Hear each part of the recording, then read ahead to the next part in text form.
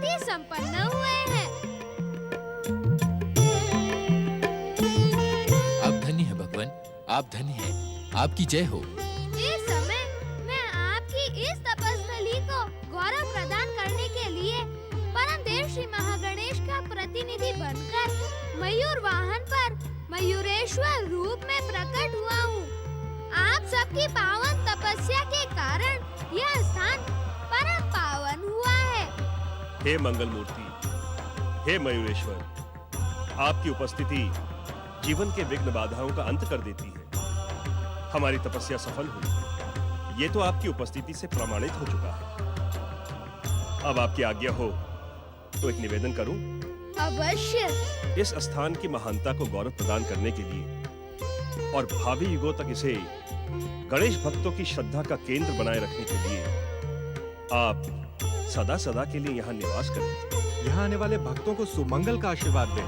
जिस प्रकार हमारे अभिमान का अंत इस पावन तीर्थ में हुआ है, उसी प्रकार भक्तों के जीवन से दुख और संकटों का अंत यहाँ आने मात्र से हो जाए, ऐसी कृपा करें प्रभु। तथास्तु। अब सह्याद्री का यह क्षेत्र मोरेश्वर गणेश तीर्थ के नाम से संसार और संसार वासियों के मध्य प्रसिद्ध होगा। यहाँ की तीर्थ यात्रा करने वाले भक्त संसार के समस्त सुख भोग कर मेरा गणेश धाम प्राप्त करेंगे। जय जय श्री गणेश, जय जय श्री महागणेश। देखिए देवी पार्वती, जिस गौरी पुत्री की खोज में हमने सारी पृथ्वी खोज डाली, वे यहाँ पर है।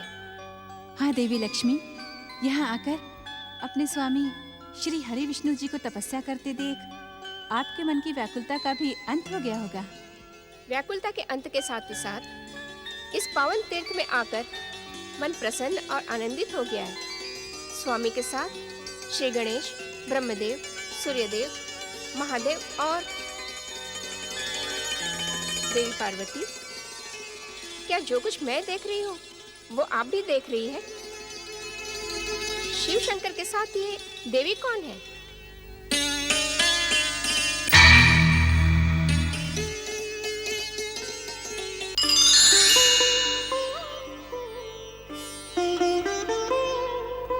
प्रणाम माताओं।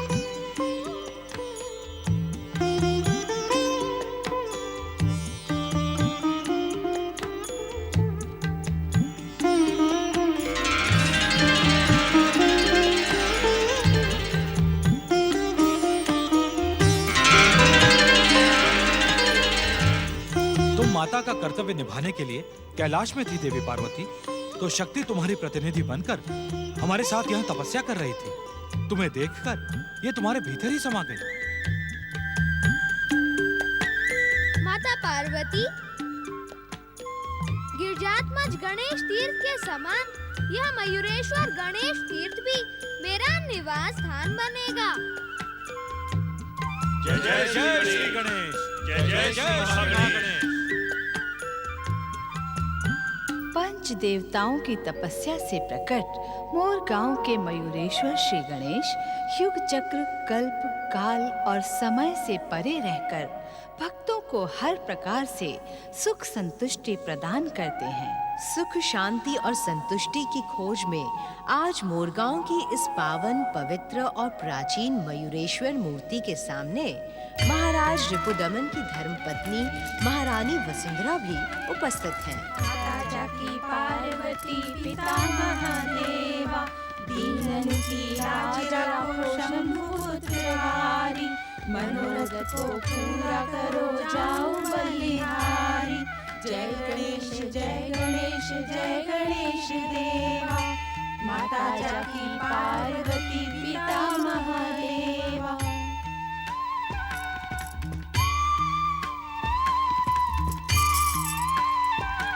ऐ मोरेश्वर श्री गणेश, आपकी कृपा अपरंपार है। आपकी चमत्कारिक कृपा और महिमा सारे सृष्टि में प्रसिद्ध है।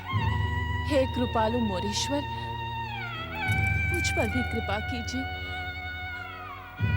मेरी भी सुन लीजिए, मेरी सुनी को भर दीजिए प्रभु। मैं अपने पुत्र का मुंह देखने के लिए तरस रही हूँ। कृपा कीजिए प्रभु, कृपा कीजिए। विचलित ना हो महारानी।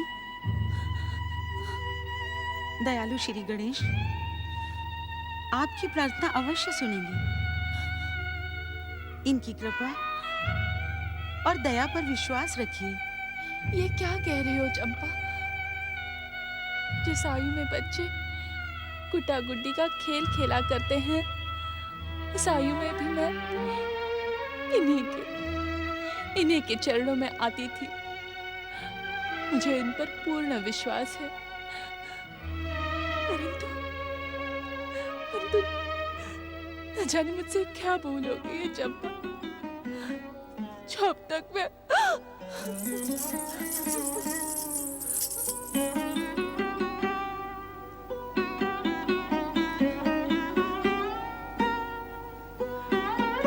मुझसे महाराज महारानी का दुख देखा नहीं जाता। महारानी तो आंसू बहाकर अपना मन हल्का कर लेती हैं, पर महाराज वो तो कुछ कह भी नहीं पाते। हे मंगल मूर्ति, हमारे महाराज महारानी पर कृपा करो।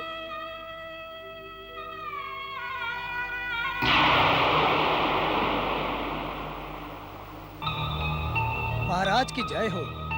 महाराज, महामंत्री केसरी जी आपके दर्शन करना चाहते हैं। उन्हें आदर के साथ भीतर ले आओ। जैसी आपकी आज्ञा महाराज।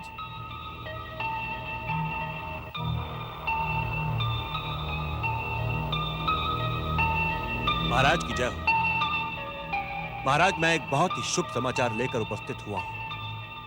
पहुंचे हुए महात्मा विश्वानंद गिरी महाराज हम सबके सौभाग्य से नगर पधारे हैं। महामंत्री केसरी, हमने भी बहुत सारे लोगों से उनकी कीर्ति और नाम के बारे में सुना है। सच कहें तो हम स्वयं उनके दर्शनों की अभिलाषा रखते हैं।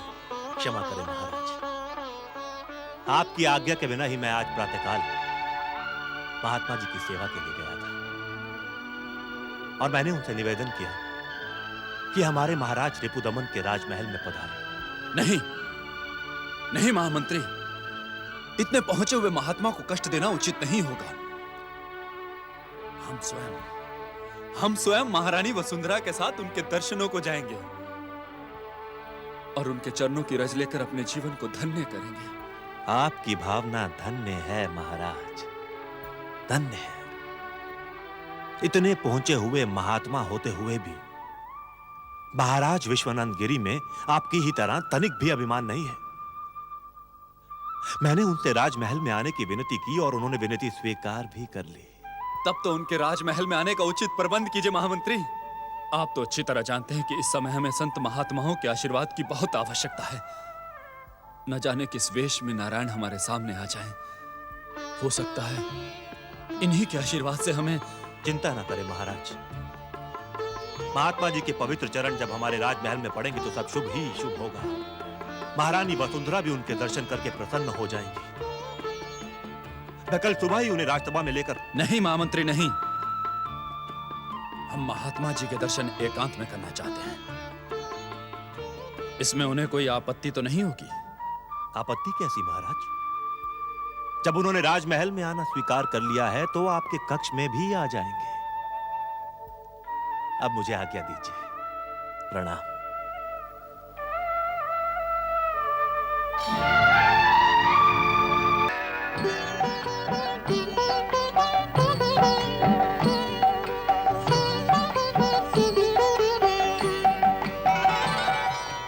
आइए महात्मा जी, आइए।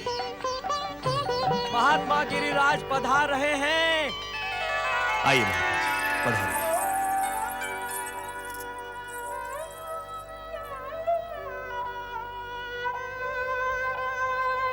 प्रणाम महात्मा जी।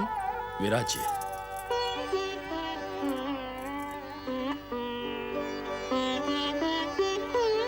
महामंत्री केसरी, हम वैरागियों को राजसी स्वागत की क्या आवश्यकता है? इसीलिए हम राजभवन में आने से झिझक रहे थे। क्षमा करें महात्मा, यह हमारे राज्य की परंपरा है। इस समय आप हमारे लिए केवल महात्मा नहीं, देवता स्वरूप अतिथि हैं। इसी चतुराई और वाक्पटुता ने आपको महामंत्री बना लिया। इनकी चतुराई और वाक्यपटुता तो वास्तव में प्रशंसा के योग्य है। महात्मन, जब आप यहां तक आ ही गए हैं तो हमारी भूल को क्षमा करें और अपने चमत्कारी आशीर्वाद से। अवश्य अवश्य महाराज, आपके महामंत्री केसरी के कारण आज हमने अपना नियम भंग कर दिया।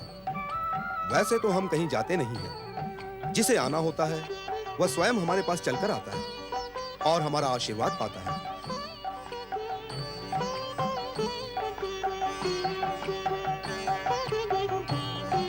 इन सब की कोई आवश्यकता नहीं है महाराज। मैं दिन भर में केवल एक ही समय भोजन करता हूं। महाराज, मैंने महात्मा जी को बता दिया कि आपको किसी संत महात्मा के आशीर्वाद की कितनी आवश्यकता है।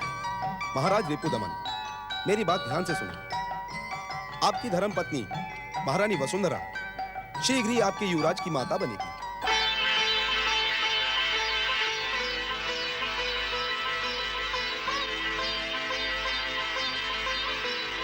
परंतु हम महारानी वसुंधरा के चेहरे पर दुर्भाग्य की काली छाया स्पष्ट देख रहे हैं।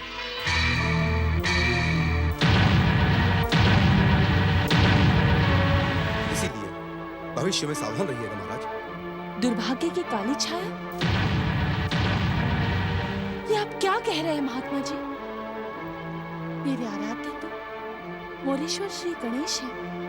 उन्हीं की कृपा से। मोरेश्वर श्री गणेश की कृपा उन लोगों को प्राप्त होती है महारानी, जिन्होंने अपने पिछले जन्मों में पुण्य कमा कर लाए और इस जन्म में लोगों का भला करके उनकी शुभकामनाएं प्राप्त की हो।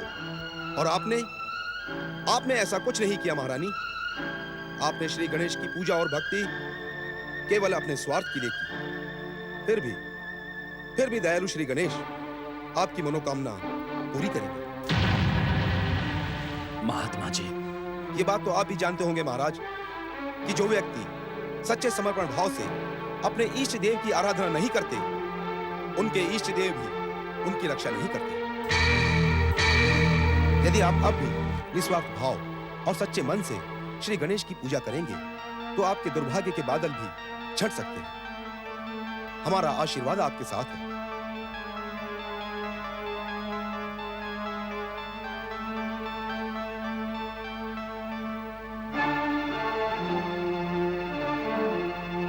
बस महाराज, अब समय पूरा हो गया है। अब हमें जाना चाहिए। महात्मा जी, हम आपके आदेश का पूरा पालन करेंगे। उसी से आपका उद्धार होगा महाराज रिपुदमन।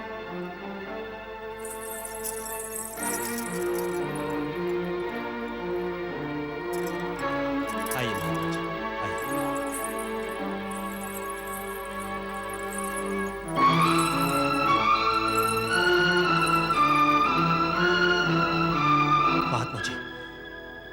महात्मा जी, यहाँ आवश्यकता से अधिक समय लग गया। अब हम आपके घर न जाकर सीधे अपने डेरे पे जाएंगे। परंतु महात्मा जी, आप किसी प्रकार की चिंता ना करें महामंत्री।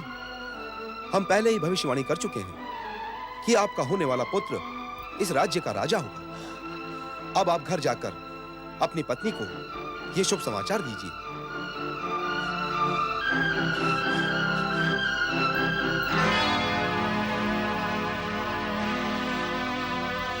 देवी, सूरज ढलने को आया है, अब तो भोजन कर लीजिए। कितनी बार कह चुकी हूँ कि मुझे अकेला छोड़ दो। जब भूख लगेगी मैं भोजन मंगवा लूंगी। जाओ, चली जाओ यहाँ से। नहीं, मैं नहीं जाऊंगी। आपको भोजन करना ही पड़ेगा।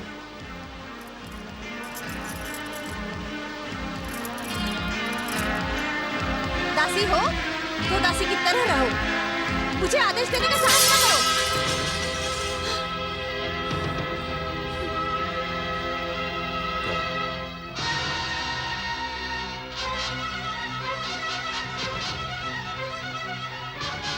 भैरवी,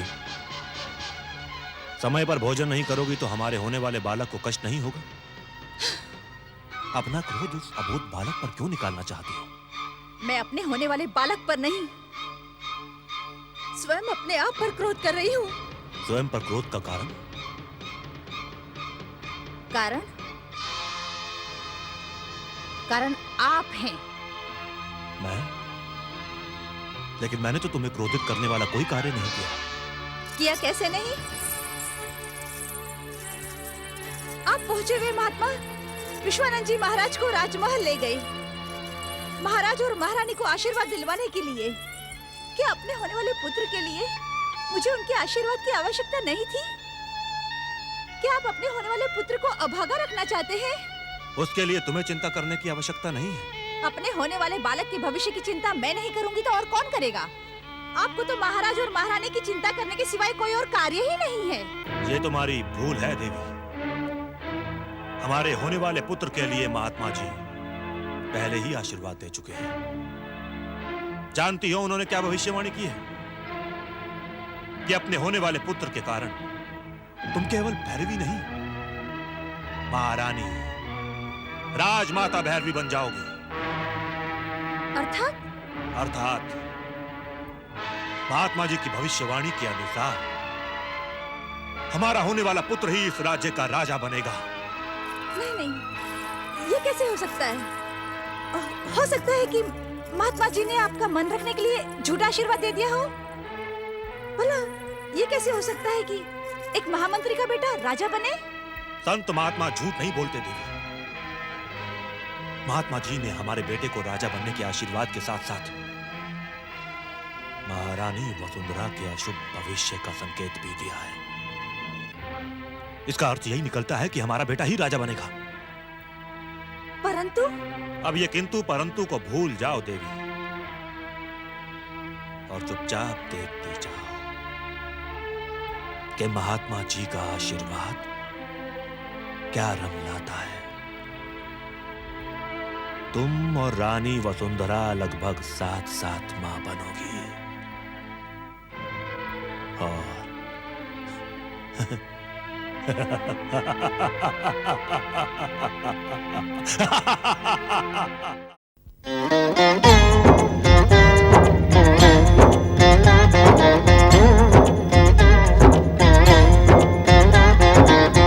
अर्थ समर्थ ये इनसे जीवन, यही है करता यही है कारण।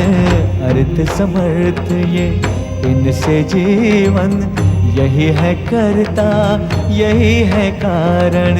सारे जगत के भाग्य विधाता, दुख हरता ये है सुखदाता।